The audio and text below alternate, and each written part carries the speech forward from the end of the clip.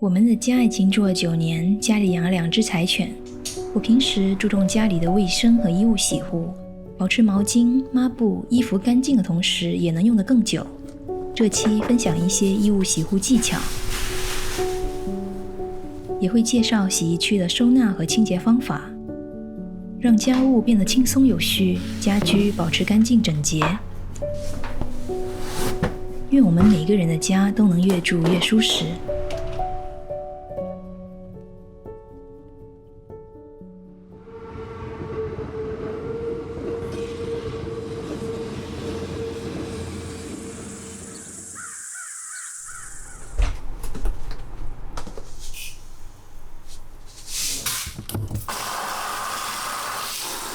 我常用酸素漂白剂浸泡毛巾和抹布，去除纤维里的污垢，预防发霉。使用可排气的泡洗袋，比水盆更省水，收纳也方便。平时用酒精清洁洗面台的水渍和皮脂，预防水垢和发霉。最近家里的月季又开花了，斑鸠在等伴侣，麻雀妈妈带着雏鸟来吃饭。日子在细碎中流逝，我们的家也迎来了第9个秋天。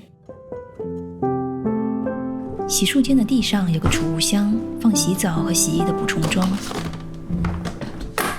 换了自动投放的洗衣机，台面上不再放洗衣用品，洗衣区变得简洁多了。泡洗完的毛巾放进洗衣机里洗烘。晚点要和外先生出门玩，自己也开始准备。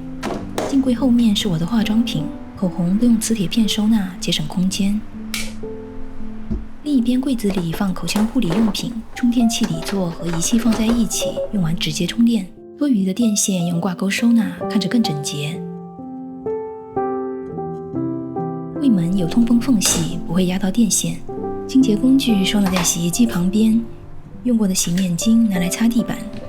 每天最后一个用洗漱间的人负责清理地上的毛发。这种小尺寸的平板拖能清洁到橱柜缝隙，容易操作。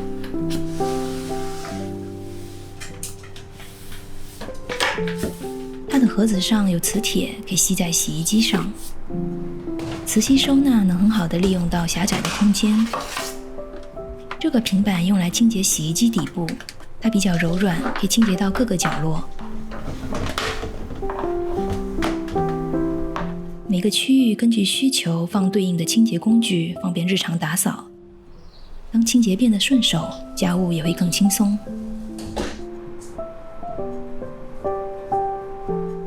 洗完的毛巾很干净。这是Y先生 DIY 的毛巾收纳柜，隔板可以自由调节，方便放不同大小的毛巾。柜门用磁铁固定，没有把手。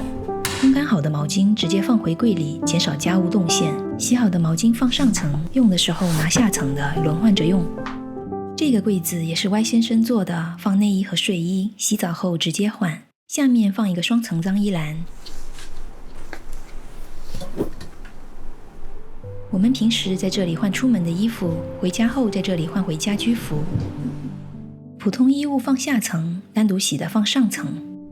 我最近买了些中式风格的衣服，上衣是蚕丝，裤子是香云纱，材质细腻，需要小心洗护。洗衣前我都会先看衣服的洗标，按洗标上的提示洗，就不会洗坏。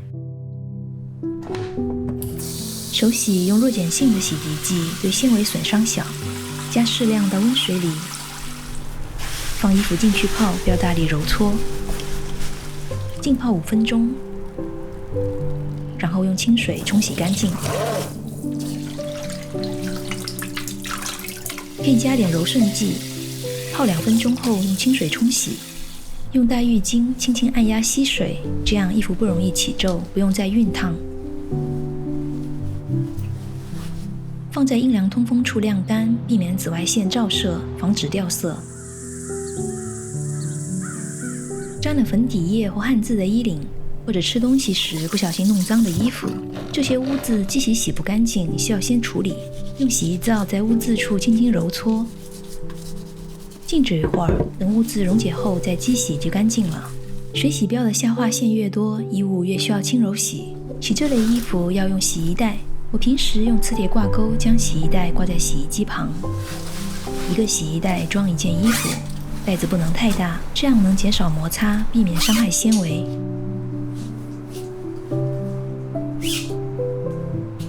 用轻柔模式洗涤，不要烘干。洗完后挂在阴凉通风处晾干。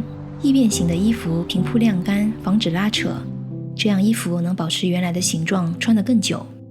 掌握一些洗护技巧，衣物既干净又能长久使用，减少废弃。愿你的家也越来越好。拜拜。